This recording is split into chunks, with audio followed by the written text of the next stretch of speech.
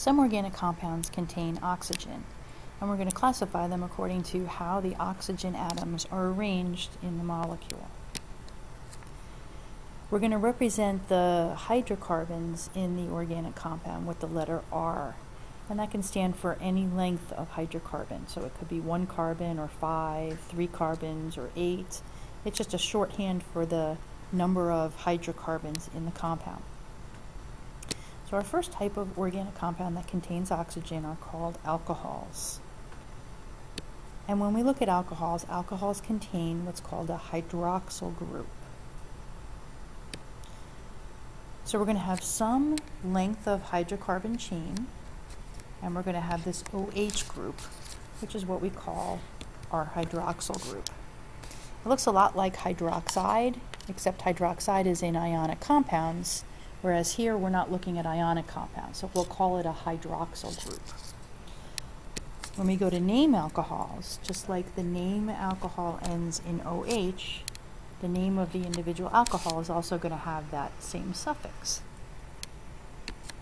Let's look at an example. Let's say we've got CH3OH.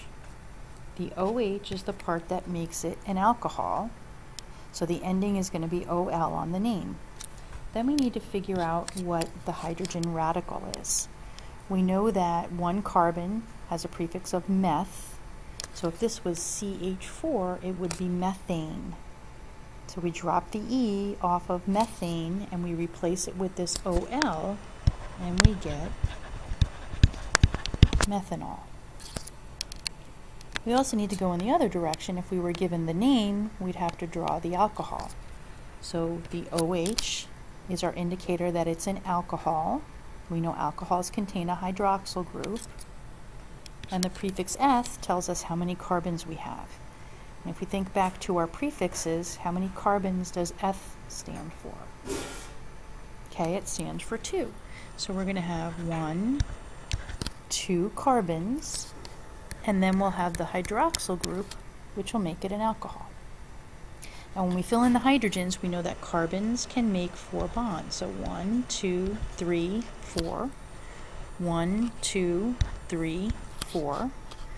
Now hydrogen can only make 1 bond, and oxygen, if we remember, can make 2 bonds because it's got 2 lone pairs of electrons on it. So that would be our example of ethanol. So what if we have 2 propanol?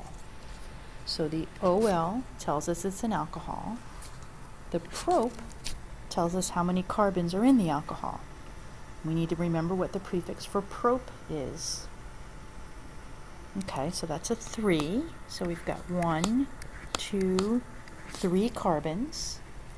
It's an alcohol, and this 2 tells us where the hydroxyl group is going to be. So coming off of the second carbon, we're going to have that hydroxyl group.